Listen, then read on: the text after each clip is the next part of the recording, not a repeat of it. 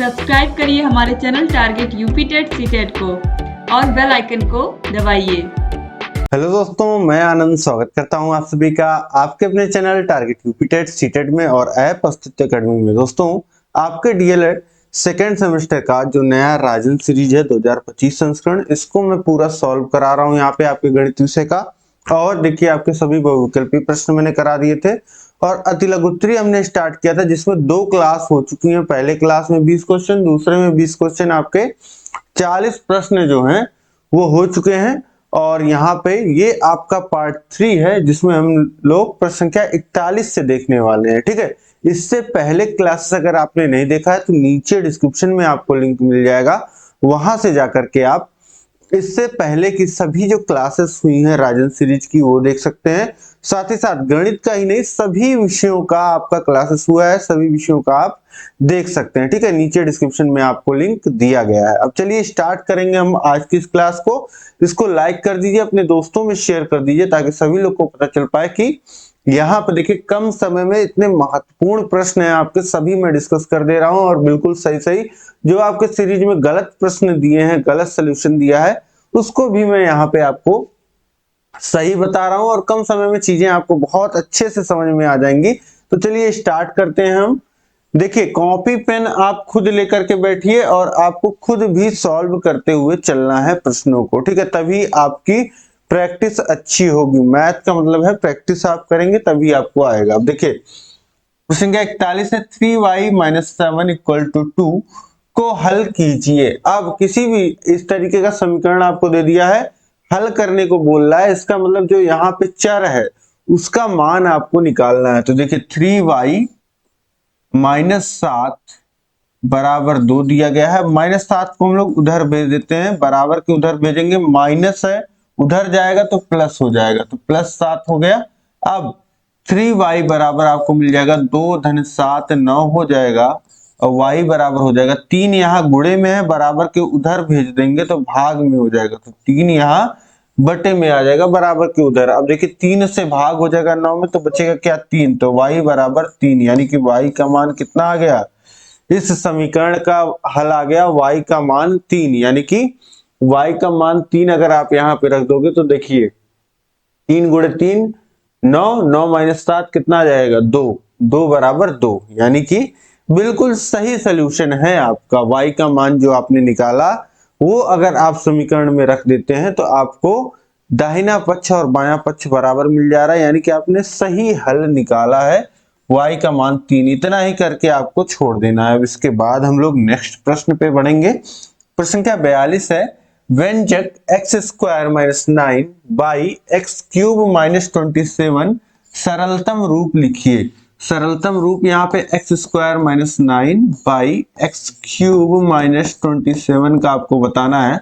तो देखिए x² - 9 को यहाँ पे आप क्या लिख सकते हैं, x², 9 को लिख सकते हैं 3 का स्क्वायर, और ये है x³ और 27 को लिख सकते हैं कितना, 3 का क्यूब। ठीक, ये हो गया हमारा। तो अब 2 फॉर्मूले आपको पता होने चाहिए, 2 सर्व समीकरणें, a² - b², ये होता है एक ब्रैकेट में a + b और दूसरे ब्रैकेट में होता है a - b। और दूसरा फॉर्मूला जो आपको पता होना चाहिए, a³ - b³, ये क्या होता है, एक ब्रैकेट में a - b और दूसरे ब्रैकेट में a² + ab + b²। देखिए जैसे a + b का होल स्क्वायर होता है उसमें 2 आता है, यहाँ 2 बस नहीं आता है। ठीक है, तो इस तरीके से a³ - b³ ये तो रहेगा, जैसे a³ - b³ है तो a - b समझ लीजिए इनटू वो पार्ट a + b के होल स्क्वायर वाला, लेकिन 2 नहीं रहेगा। ठीक, तो ये दोनों आपस में इस तरीके से याद कर सकते हैं, बस मैं आपको याद करने के लिए बता रहा हूं ट्रिक।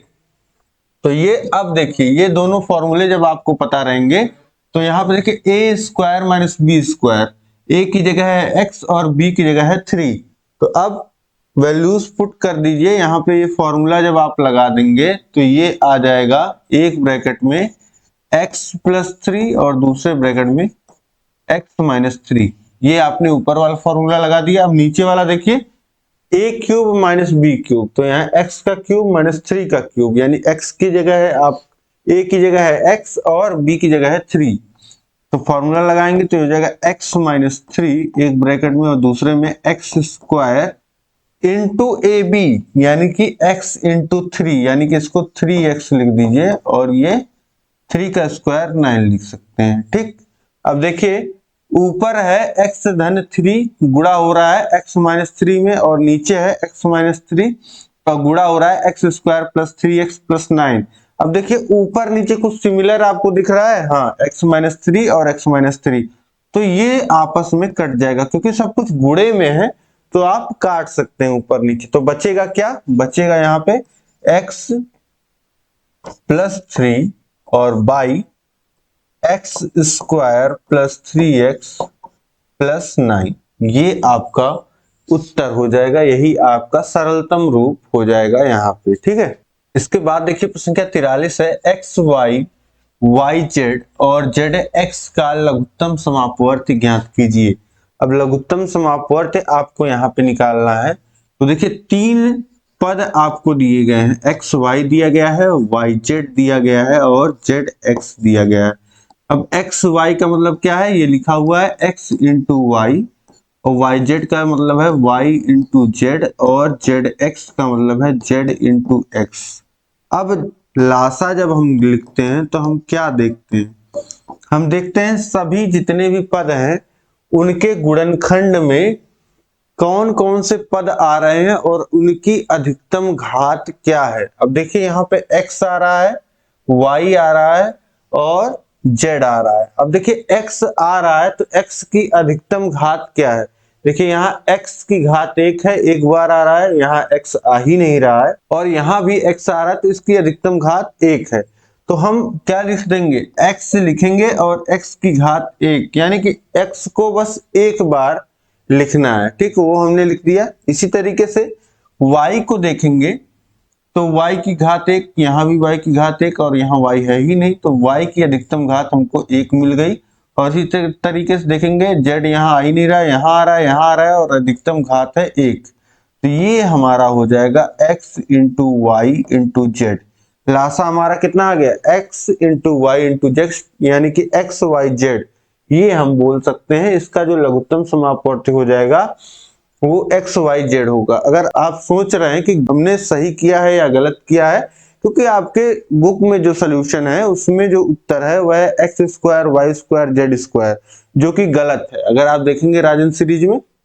अब अगर आप सोच रहे हैं कि मैंने गलत तो नहीं कर दिया, तो ये आप कैसे चेक कर सकते हैं, आप देखिए जितने भी पद दिए गए हैं उनसे इसको डिवाइड करिए। देखिए एक्स वाई से डिवाइड करेंगे तो जेड बच जाएगा, वाई जेड से डिवाइड करेंगे तो वाई जेड कट जाएगा, एक्स बच जाएगा और जेड एक्स से तो वाई बच जाएगा। मतलब पूरा पूरा डिवाइड ये तीनों पदों से पूरा पूरा डिवाइड हो रहा है। ठीक है, तो लासा हमारा क्या होता है, लासा हमारा वह छोटी से छोटी संख्या या पद इस तरीके से बीजीय व्यंजक होता है जो सभी दिए गए बीजीय व्यंजकों से पूरा पूरा विभाजित हो। तो ये पूरा पूरा विभाजित हो रहा है तीनों से ही, तो आपका उत्तर जो है वह बिल्कुल सही है। ठीक है, और आपने पूरा प्रोसेस अपनाया भी है, तो इस तरीके से क्रॉस चेक भी करते आप चल सकते हैं खुद को। ठीक है, वो भी मैंने आपको बता दिया। अब इसके बाद हम लोग देखेंगे अगला प्रश्न है हमारा प्रश्न संख्या 44,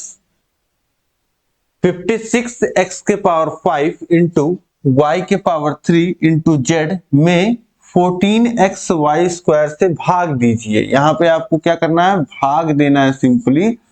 तो अब देखिए 56x के घाते 5 है तो x को 5 बार गुणे के रूप में लिख दीजिए इस तरीके से, x का 5 बार गुणा और y का 3 बार गुणा और इंटू है z का 1 बार गुणा और भाग देना है तो बटे में दर्शा दीजिए।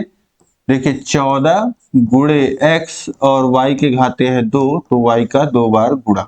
अब यहां से आप आसानी से, बिल्कुल आसानी से इसको सॉल्व कर सकते हैं। ठीक है, अब देखिए अंकों को देखिए, अंकों को आप देखेंगे तो 56 है 14 है, 14 चौक 56, तो 4 बार में ये कट गया। अब इसके बाद देखिए x, यहाँ x 1 बार है, यहाँ 5 बार है, 1 बार कट जाएगा और यहाँ y देखिए y 2 बार है, 2 बार y को काट दीजिए। अब देखिए हर में कुछ नहीं बचा, हर में 1 बचा है, ठीक। और अंश में देखिए 4 और x का 4 बार गुणा बचा है, यानी कि x के घाते 4, और y 1 बार बचा है और z 1 बार बचा है। तो यही आपका उत्तर हो जाएगा 4 इंटू एक्स के power 4 into y into z. ये आपका उत्तर हो जाएगा भाग देने के बाद। इसके बाद देखिए प्रश्न संख्या 45 है, उदाहरण देकर दिखाइए कि धन पूर्णांकों में योग की संक्रिया योग पर वितरित नहीं होती है। ठीक, ये समझिए बिल्कुल बेसिक प्रिंसिपल है आपके जोड़ का। यहाँ पे जैसे आप गुणा में देखते हैं, गुणा में क्या होता है, अगर कहीं पे लिखा है a इंटू फिर ब्रैकेट में b प्लस सी, ठीक, b प्लस सी लिखा हुआ है, तो ये क्या होता है, इसको हम लोग लिखते हैं a का गुणा दोनों पदों में होता है, a इंटू बी हो जाता है और फिर प्लस a इंटू सी हो जाता है। इसे क्या कहते हैं, गुणा की जो संक्रिया होती है वह वितरित होती है। लेकिन ऐसा योग में नहीं होता है। ऐसा अगर आप यहीं पे लिखा हो a प्लस और ब्रैकेट में b प्लस सी, तो ऐसा हम लोग नहीं लिखते हैं कि a धन b फिर a का जोड़ फिर c में हो। ऐसा तो होता नहीं है, a का जोड़ बस एक ही बार होता है। तो यही आपसे बोल रहा है कि ये आप दिखाइए कि ये नहीं होता है। ठीक, तो यही आपको करना है। आप एग्जाम्पल ले लीजिए, आपके बुक में जो दिया है वही आप एग्जाम्पल ले सकते हैं। अब देखिए, अगर लिखा हो 4 प्लस 6 प्लस 2, ठीक, तो ये हमारा कितना आता है, ये हम करते हैं चार, सबसे पहले ब्रैकेट में जो है उसको जोड़ लेते हैं, तो ये हो जाएगा 6 धन 2, 8 हो जाएगा, और फिर 4 8 में जोड़ेगा 12 आ जाएगा। ठीक, अब अगर यही आप इस तरीके से वितरित करके लिखें, ठीक है, तो ये हो जाएगा 4 धन 6 धन 4 धन 2, और ये बराबर किसके आ जाएगा 10, और ये 10 और ये 6 आपका 16 आ जाएगा। ठीक, तो उत्तर आप देख पा रहे हैं, यहाँ पे 16 आ रहा है, यहाँ पे 12 आ रहा है। ठीक, तो ये आपका जो है उत्तर आपका गलत आ रहा है। तो इस तरीके से यहाँ पे आप लिख सकते हैं कि 4 धन ब्रैकेट में 6 धन 2 ये बराबर नहीं है इसके 4 धन 6 धन 4 धन 2, ये आपस में बराबर नहीं है। तो यहां से आप लिख सकते हैं कि जो धन पूर्णांकों में योग की संक्रिया होती है वह योग पर वितरित नहीं होती है। यहां से बस आप अब सीधे यही लिख दीजिए कि धन पूर्णांकों में योग की संक्रिया योग पर वितरित नहीं होती है। इसके बाद देखिए प्रश्न संख्या 46 है, निम्नलिखित संख्याओं में धन पूर्णांकों को बताइए। धन पूर्णांक कौन कौन से ही है आपको बताना है। तो ऋण 5, अब जब सामने ऋण लगा हुआ है तो ये कैसा पूर्णांक है, ये पूर्णांक है ऋण पूर्णांक। इसी तरीके से 4/3 ये एक परिमेय संख्या है। पूर्णांक वह संख्या होती है जिसका जो डेसिमल पार्ट होता है 0 होता है, मतलब पूरी पूरी संख्या होती है वह। तो 4/3 ये भी आपका धन पूर्णांक नहीं है। और देखिए इसके बाद कॉमा लगा है, 4-8 लिखा है जो कि आएगा -4, तो ये भी आपका धन पूर्णांक नहीं है। और 8 में भाग हो रहा है 2 का, जो कि उत्तर आएगा 4, तो ये 8/2 ये आपका धन पूर्णांक हो गया 8/2, और 2 गुणे 6 उत्तर आएगा 12, तो ये भी जो आपका 2 गुणे 6 है ये भी आपका धन पूर्णांक है। √2, तो √2 आपकी पूर्णांक संख्या नहीं होती है। ठीक है, तो इस तरीके से ये भी आपका पूर्णांक संख्या नहीं है। इसके बाद दिया गया है ऋण 2 गुणे ऋण 6। अब देखिए ऋण का गुणा ऋण में होगा, हो जाएगा धन, और 2 का गुणा 6 में होगा तो हो जाएगा उत्तर कितना आएगा, यहाँ पे 12 आएगा, जो कि एक धन पूर्णांक है। तो यहाँ पे ऋण 2 गुणे ऋण 6 ये भी आपका धन पूर्णांक है। तो निम्नलिखित में से जब आपको लिखना होगा धन पूर्णांक, तो ये 3 आप लिख दीजिएगा इसी तरीके से। ठीक है, यही आपका उत्तर हो जाएगा। इसके बाद देखिए प्रश्न संख्या 47 है, x³ × y - x × y³ का गुणनखंड ज्ञात कीजिए। यहाँ पे गुणनखंड करना है आपको x cube y minus x y cube. यहाँ पे देखिए आप कुछ कॉमन ले सकते हैं क्या, यहाँ पे देखिए x आ रहा है और यहाँ पे भी x आ रहा है, यहाँ पे y आ रहा है, यहाँ पे भी y आ रहा है, तो x, अब x की घात यहाँ 3 है और यहाँ पे 1 है, तो कम से कम एक x जो है वह हम कॉमन ले सकते हैं, तो कॉमन हम लेंगे और यहाँ पे देखिए y है और यहाँ y क्यूब है, तो एक y कम से कम हम कॉमन ले सकते हैं। तो यहाँ पे x क्यूब था, x कॉमन हुआ, एक x बाहर आया तो 2x बचे हैं, तो x स्क्वायर बच गया और y जो कॉमन चला गया है, और फिर इसके बाद देखिए माइनस x कॉमन हो गया है और एक y कॉमन हो गया है, तो y स्क्वायर बचा है। देखिए यहाँ पे हमने एक्स वाई कॉमन लिया, यहाँ पे बचा एक्स स्क्वायर और यहाँ पे बचा वाई स्क्वायर। अब एक फॉर्मूला और आपको पता है ए स्क्वायर माइनस बी स्क्वायर का, जो कि होता है एक ब्रैकेट में ए प्लस बी और दूसरे ब्रैकेट में होता है ए माइनस बी। तो यहाँ पे ए की जगह है एक्स और बी की जगह है वाई, तो एक ब्रैकेट में हो जाएगा एक्स प्लस वाई और दूसरे ब्रैकेट में हो जाएगा एक्स माइनस वाई, सब गुणे के रूप में है, तो यही आपका गुणनखंड हो गया। ठीक है, इसको आप इतना लिख सकते हैं, यही आपका गुणनखंड हो गया, यही आपका उत्तर हो गया, आपसे गुणनखंड करने को बोला है। अब इसके बाद देखिए प्रश्न क्या 48 है, एक बगीचे में 2025 पौधे लगे हैं, प्रत्येक पंक्ति में उतने ही पौधे लगे हैं जितने बगीचे में कुल पंक्तियां हैं, प्रत्येक पंक्ति में कुल कितने पौधे लगे हैं।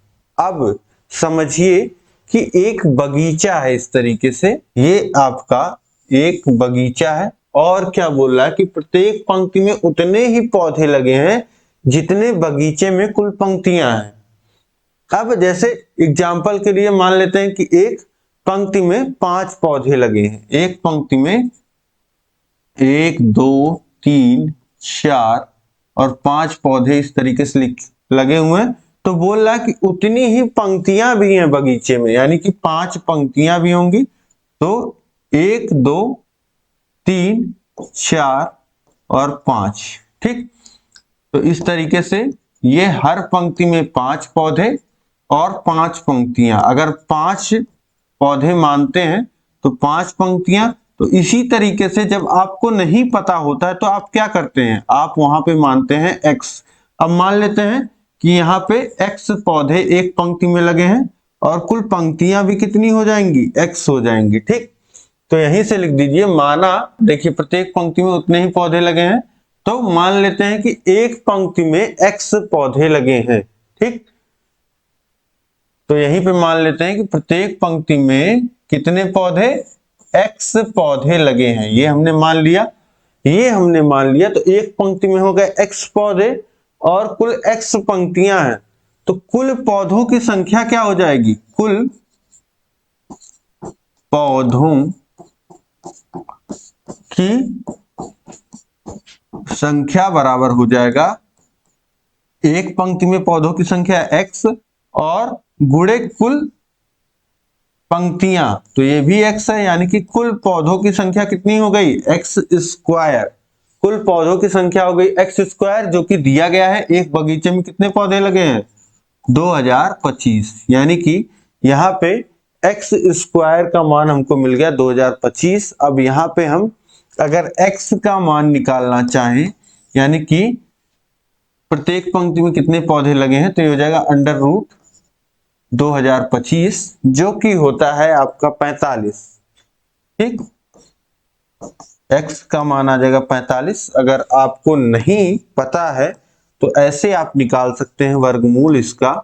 देखिए वर्गमूल निकालने के लिए हम क्या करते हैं, जोड़ा बनाते हैं दाहिने से, ये जोड़ा बन गया आपका। अब देखिए पहला जोड़ा है आपका 20 और हमको चाहिए ऐसी संख्या जिसका वर्ग जो होता है वह 20 के बराबर या उससे छोटा आता है। तो देखिए 4 का वर्ग करते हैं तो 16, 5 का करते हैं तो 25, तो 4 हम लेंगे। अब देखिए 4 चौक 16, ठीक, और 4 यहाँ जुड़ जाएगा, ये हो जाएगा 8 और यहाँ पे घट जाएगा 20 में से, और ये इकाई का स्थान यहाँ खाली रहेगा, ये 25 उतर जाएगा।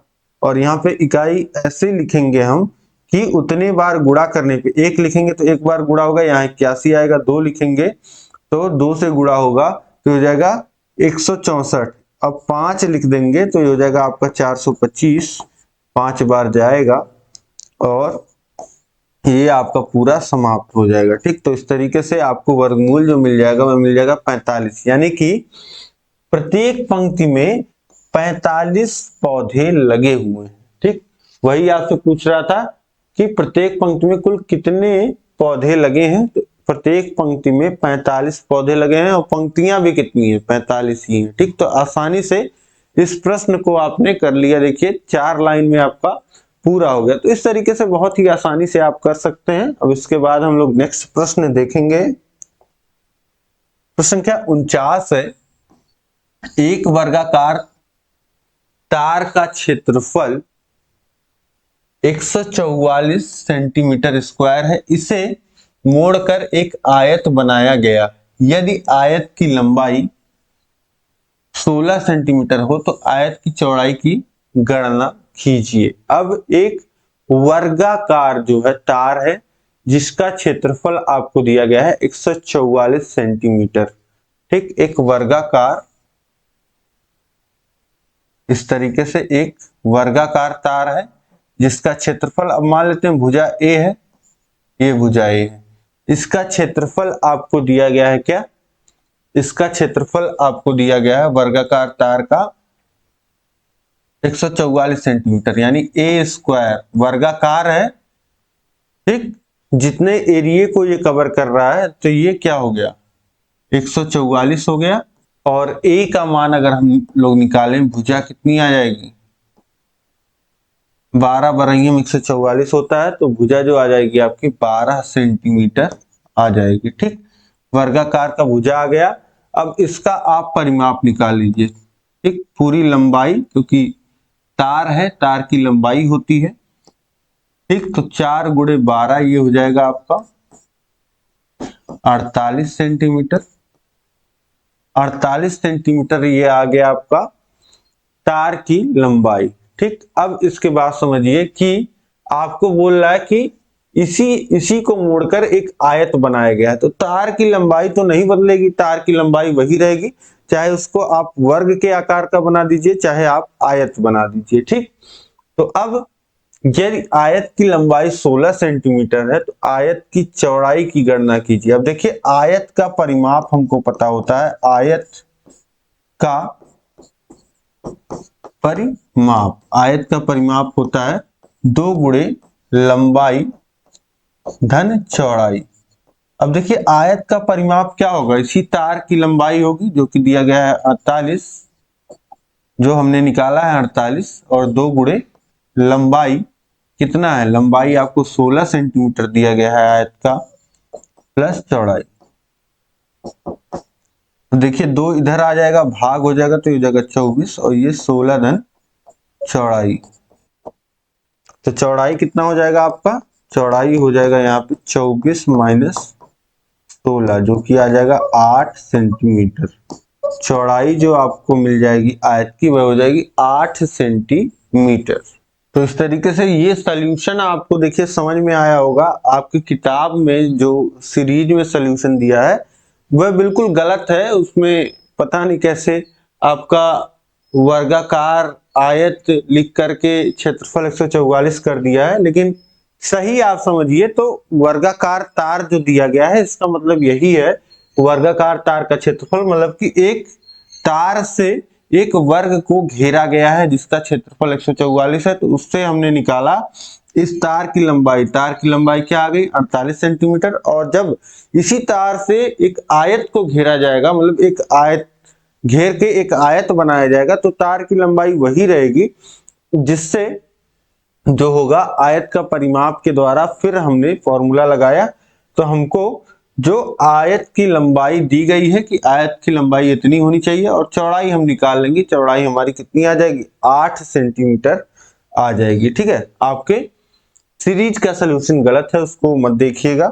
इसके बाद हम लोग देखेंगे प्रश्न संख्या 50 है, एक कक्षा में 3x square plus 5x minus 9 बालक एवं x square plus 5x plus 9 बालिकाएं पढ़ती हैं। कक्षा में बालकों की संख्या बालिकाओं की संख्या से कितनी अधिक है, हल कीजिए।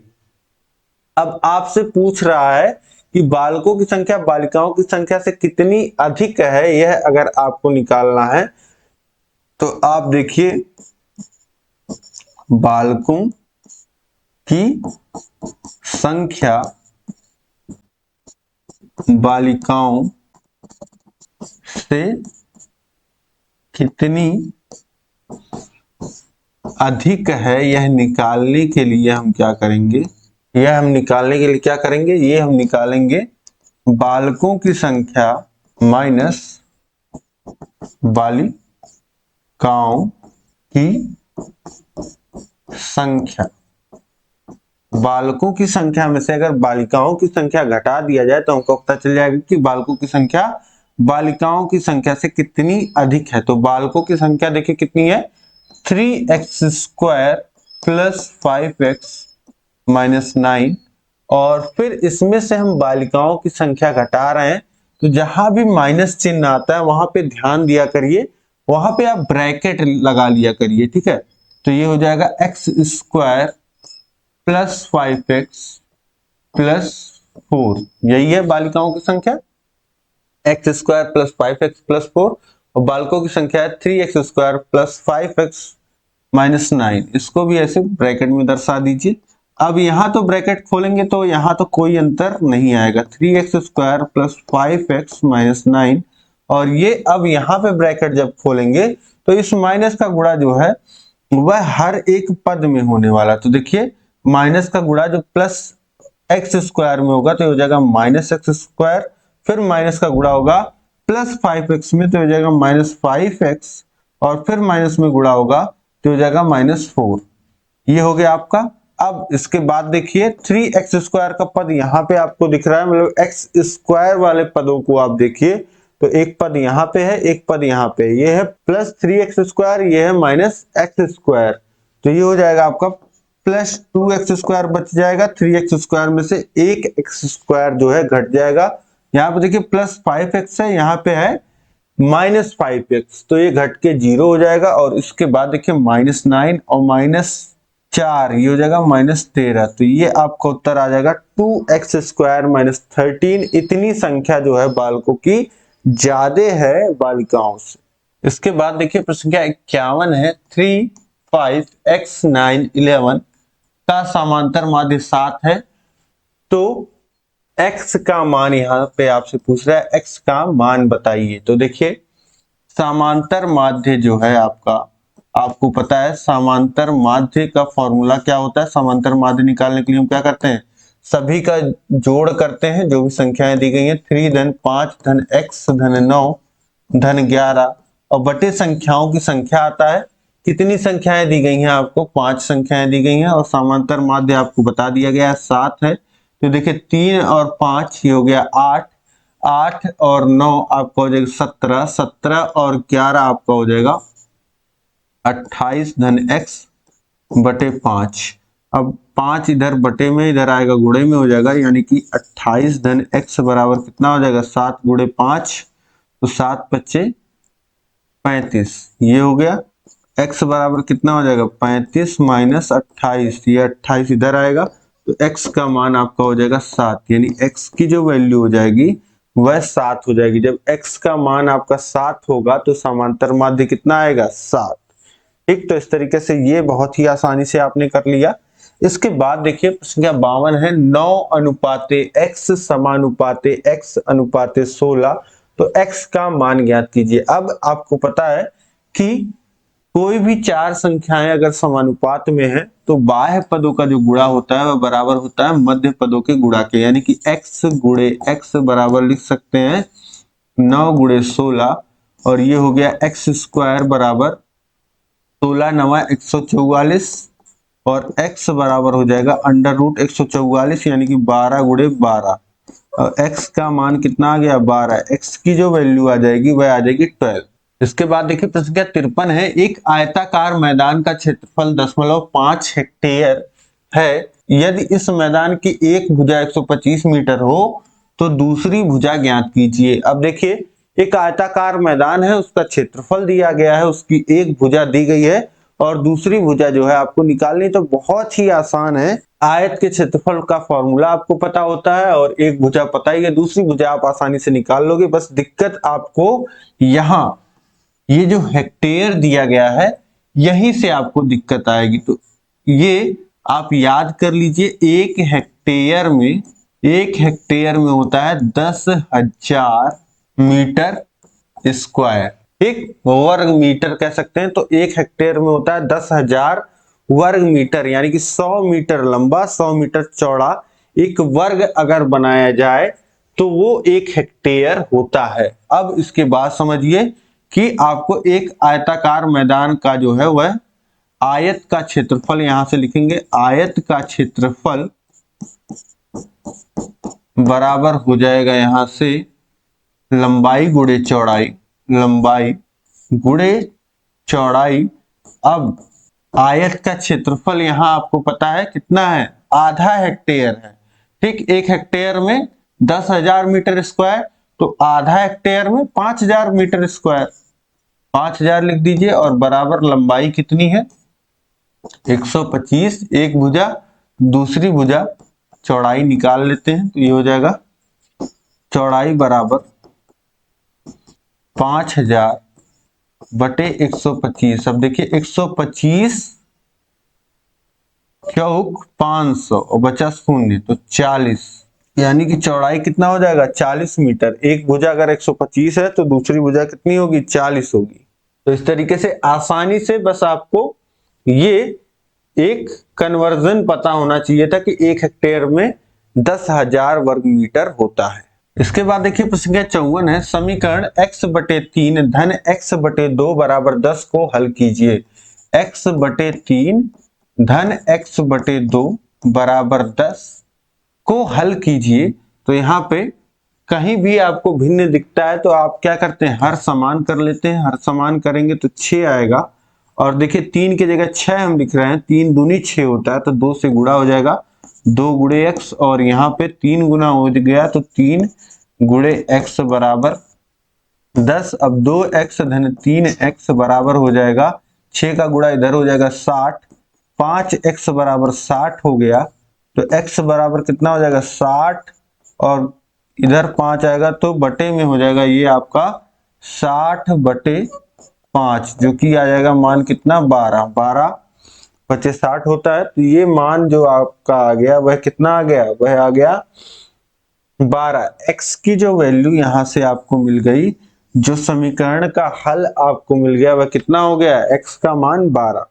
अब इसके बाद देखिए प्रश्न संख्या 55 है। यहाँ पे चित्र में त्रिभुज त्रिभुज ABC और त्रिभुज PQR दो समरूप त्रिभुज हैं। यदि BC 2 सेंटीमीटर, AB 3 सेंटीमीटर तथा QR 3 सेंटीमीटर, तो PQ की माप ज्ञात कीजिए। PQ का माप यहाँ पे जो x लिखा है ये आपको ज्ञात करना है। आप समझिए कि यहाँ पे दो समरूप त्रिभुज आपको दिए गए हैं। समरूप त्रिभुज की प्रॉपर्टी आपको पता होनी चाहिए। समरूप त्रिभुज देखिए एक ही तरीके से दिखने वाले त्रिभुज, सब कुछ आपको सिमिलर दिखेगा, लेकिन ये क्या होगा, यहाँ पे कुछ बड़ा हो सकता है, एक कुछ छोटा हो सकता है। ठीक है, बस ये अंतर होगा।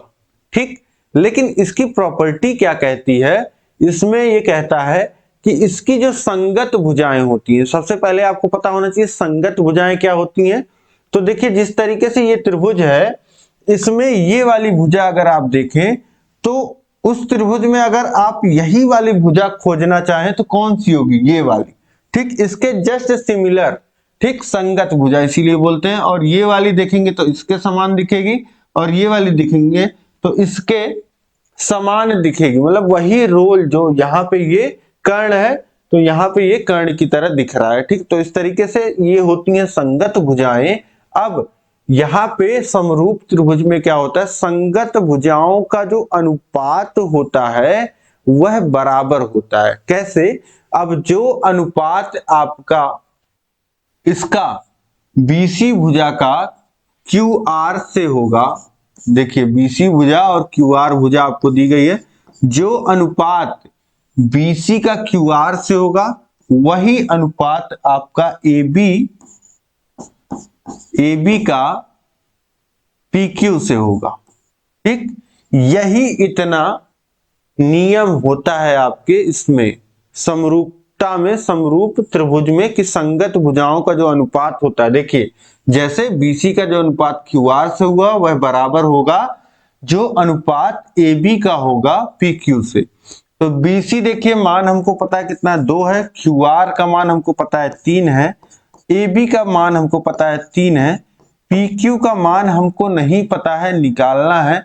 X दिया गया है, X लिख दीजिए या PQ लिख दीजिए। तो PQ बराबर लिख सकते हैं, देखिए PQ तिर्यक गुणा हो जाता है, आपको पता है 3 का गुणा 3 में होगा और PQ का गुणा जो होगा 2 में होगा। तो 2 गुणे PQ बराबर हो जाएगा 3 गुणे 3, या यहीं से लिख सकते हैं PQ बराबर 3 गुणे 3 यानी कि 9/2, 2 इधर चला आएगा, यानी कि PQ बराबर हो जाएगा 4.5 सेंटीमीटर।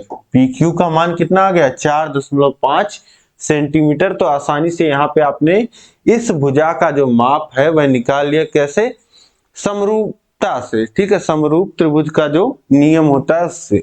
अब इसके बाद देखिए प्रश्न 56 है, टैली चिन्ह लगा करके निम्नांकित संख्याओं की बारंबारता सारणी बनाइए। बारंबारता सारणी आपको बनाना है और टैली चिन्ह लगा करके बनाना है। तो सबसे पहले आप यहाँ पे क्या करिए, इन संख्याओं को एक क्रम में लिख लीजिए। क्रम में लिखने से क्या होगा कि कौन सी संख्या कितनी बार आ रही है ये आपको जानकारी हो जाएगी और कोई संख्या आपकी मिस नहीं होगी। ठीक, तो ये हम अपनी सुविधा के लिए यहाँ पे क्रम से लिख लेते हैं। अब देखिए सबसे छोटी संख्या अगर आप यहाँ पे देखें तो आपको क्या दिख रहा है 12, और 12 2 बार आ रहा है तो 2 बार यहाँ लिख लीजिए। ठीक है, जितनी बार जो संख्या आएगी उतनी बार आपको लिखना है। अब देखिए 13 आ रहा है, 13 2 बार आ रहा है तो 13 को 2 बार लिख लीजिए। 13 के बाद देखिए कौन सी संख्या आती है 14, तो 14 यहाँ पे एक बार बस आपको देखने को मिल रहा है तो 14 लिख लीजिए। इसके बाद देखिए कौन सी संख्या आती है 15, 15 देखिए एक बार 2 बार 3 बार, 3 बार जो है 15 आपको यहाँ पे देखने को मिल रहा है तो 3 बार 15 लिख दीजिए। यहाँ पे देखिए एक गलती हो रही है, क्या 13 जो है वह 3 बार है तो 13 को 3 बार कर लीजिए। देखिए 12 2 बार हमारा हो गया, 12 2 बार हो गया, 13 हमारा 3 बार हो गया, 14 हमारा एक बार और 15 जो है हमारा 3 बार हो गया। बचा क्या हमारा 16 जो है वह 3 बार आ रहा है तो 16 को 3 बार यहाँ दर्शा दीजिए। ये हो गया हमारा 16। ठीक, कितनी संख्याएं दी गई थी 3 3 6 3 9 3 12, यहाँ हमने कितना लिखा 3 3 6 3 9 3 12 संख्याएं लिख लिया। अब यहाँ पे ये तो आपने लिख लिया एक क्रम में। अब इसके बाद आपको क्या करना है, देखिए संख्याएं 12 से शुरू होकर 16 तक जा रही हैं। ठीक, अब यहाँ पे आप कम से कम 2 वर्ग अंतराल बना लीजिए, 10 से 15 तक का और 15 से 20 तक का। ठीक, ये होता है हमारा वर्ग अंतराल और इसमें लिखेंगे बारंबारता। ठीक, वर्ग अंतराल में कितनी बारंबारता आ रही है और इसके बाद यहाँ पे हमारा क्या आ जाएगा, यहाँ पे आ जाएगा टैली चिन्ह। ठीक, क्योंकि हमको टैली चिन्ह बना करके यहाँ पे बारंबारता सारणी बनानी है। तो देखिए 10 क्या आ रहा है, नहीं आ रहा है, 11 आ रहा है, नहीं आ रहा है, 12 आ रहा है, हाँ 2 बार आ रहा है, 13 जो है 3 बार आ रहा है, 14 आ रहा है। ठीक, और 15 को हम यहाँ इंक्लूड करेंगे, 15 को इसमें नहीं इंक्लूड करेंगे। ठीक है, आपकी इच्छा होती है कि यहाँ पे 15 अगर इंक्लूड कर रहे हैं तो यहाँ पे नहीं करेंगे, तो यहाँ पे हम 15 को सेफ रख रहे हैं क्योंकि हम 10 को इंक्लूड कर रहे हैं तो 15 को नहीं करेंगे, 15 को यहाँ इंक्लूड करेंगे। अब इसके बाद देखिए 10 से 14 तक देखिए कितनी संख्याएं आ रही हैं, 2 3 5 1 6, तो बारंबारता हो गई 6 और टैली चिन्ह बनाएंगे तो 1 2 3 4 और 5 इस तरह दिखाते हैं। ठीक, कट लगा करके और 1 6। अब उसके बाद देखिए 15 से 20 में तो कितना 15 3 बार आ रहा है और 16 भी 3 बार आ रहा है, तो यहाँ भी बारंबारता कितनी हो गई 6। 16 के बाद कोई संख्या आ नहीं रही है तो टैली चिन्ह 1 2 3 4 और कट 1 6। तो इस तरीके से ये आपका बारंबारता सारणी हो गया। ठीक, तो इस तरीके से ये आपका सही हो जाएगा जो आपसे प्रश्न पूछा है। आपके राजन सीरीज में इन्होंने 15 को 4 बार लिया है, जबकि 13 आपका 3 बार, 13 को इन्होंने 15 ले लिया है। दिक्कत ये है। ठीक, लेकिन जो आपके प्रश्न में जो संख्याएं दी गई हैं उसके अनुसार ये आपका सही सोल्यूशन है। इसके बाद देखिए प्रश्न संख्या 57 है, सबसे छोटी पूर्ण संख्या लिखिए। सबसे छोटी पूर्ण संख्या, पूर्ण संख्याएं क्या होती हैं? होल नंबर्स 0 1 2 3 4 5 6 7, इस तरीके से ये आपकी होती है पूर्ण संख्याएं। अगर 0 को मैं ढक दूं तो ये आपकी गिनती की संख्या है, प्राकृतिक संख्या होती है। पूर्ण संख्या की बात की गई है और सबसे छोटी पूर्ण संख्या, तो सबसे छोटा आपको क्या दिख रहा है? शून्य, 0। तो ये आपका जो हो जाएगा शून्य सबसे छोटी पूर्ण संख्या होगी। इसके बाद देखिए प्रश्न संख्या 58 है, निम्नलिखित में समीकरण तथा सर्वसमीकरण छांटकर उत्तर पुस्तिका में लिखिए। तो बहुत ही आसान है, समीकरण और सर्वसमीकरण में अंतर करना, ये वाला तो पहले ही आपके सामने आ चुका है। अब देखिए जब भी आपको देखना हो कि समीकरण है कि सर्वसमीकरण है, तो आप x के मान जो है, जो भी आपका चर है उसके अलग अलग मान रखिएगा। 1 रखिएगा, 2 रखिएगा, 3 रखिएगा, इतने में तो आपको पता ही चल जाएगा। 1 रखेंगे यहाँ पे तो 2 गुणे 1 धन 1 यानी कि 2 गुणे 2 4, और यहाँ पे भी 2 गुणे 1 यानी कि 2 धन 2, ये 4। 1 मान रखने पे 4 आएगा, 2 मान रखेंगे तो 3 का गुणा 2 में 6, और यहाँ पे 4 2 6, 6 बराबर 6, यानी कि हर एक x के हर एक मान पे दोनों पक्ष बराबर आ रहे हैं। तो ये आपका क्या हो जाएगा? इसको लिख देंगे सर्वसमीका। ये आपकी है सर्वसमीका। अब इसके बाद देखिए ये यहाँ पे x का मान 1 रखेंगे तो 2 माइनस 1, ये कितना हो जाएगा? 1, और यहाँ पे 1 यानी 1 पे ये दोनों पक्ष बराबर आ रहे हैं। 2 रखेंगे तो 2 दूनी 4, 4 माइनस 1 3, और यहाँ पे 2, 3 बराबर 2, ऐसा तो होता नहीं है। तो ये आपका क्या है? ये केवल एक मान के लिए जो है, x के एक मान के लिए दोनों पक्ष बराबर आ रहे हैं, बाकी मान के लिए नहीं। तो ये आपका समीकरण हो जाएगा। ठीक, ये सर्वसमीका हो गया, ये समीकरण हो गया। इसके बाद देखिए प्रश्न संख्या 59 है, 83 के अंकों को परस्पर बदलने पर प्राप्त संख्या को मूल संख्या से घटाने पे कौन सी संख्या मिलती है? अब 83 के अंकों को परस्पर बदलने पे, यानी कि जो इकाई का अंक है उसको दहाई बना दीजिए, दहाई के अंक को इकाई बना दीजिए, कौन सी संख्या प्राप्त होगी? 38। और हमारी मूल संख्या क्या है? मूल संख्या तो हमारी 83 ही है। मूल संख्या मतलब जिसको हम लेके चले थे। अब बोल रहा है कि 83 के अंकों को परस्पर बदलने पे प्राप्त संख्या, प्राप्त संख्या क्या है हमारी? प्राप्त संख्या जो है हमारी वह है 38, और को मूल संख्या से घटाने पर कौन सी संख्या मिलेगी? ठीक, तो मूल संख्या में से प्राप्त संख्या घटा दीजिए, यानी कि 83 में से 38 आप घटा देंगे तो आपको कितना मिल जाएगा? 45। तो ये हो जाएगा, आपको घटाने पे कौन सी संख्या मिलेगी? 45। इसके बाद देखिए प्रश्न संख्या 60 है, समीकरण ऋण 4x धन 3 बराबर ऋण 6x माइनस 18 को हल कीजिए। अब देखिए ऋण 4x धन 3 बराबर ऋण 6x माइनस 18 को हल करना है। तो हल करिए, ऋण 6x को इधर ले आइए तो धन 6x हो जाएगा, और माइनस 4x धन 3 बराबर ऋण 18, और ये हो जाएगा 2x बराबर ऋण 18, और धन 3 इधर जाएगा, माइनस 3 हो जाएगा। 2x बराबर हो जाएगा ऋण 21, और x बराबर हो जाएगा ऋण 21/2, यानी कि x की वैल्यू कितनी हो गई? -21/2। ठीक है, कुछ नहीं हमने किया है यहाँ पे, बस चर को एक तरफ और जो कांस्टेंट हैं, जो संख्याएं हैं, उनको एक तरफ। देखिए ऋण 4x धन 3 बराबर ऋण 6x माइनस 18, ऋण 6 को इधर ले आया, ऋण 6x को इधर ले आया तो 6x माइनस 4x हो गया, और धन 3 को उधर भेज दिया तो ये देखिए 2x माइनस 21, और x का मान कितना हो जाएगा?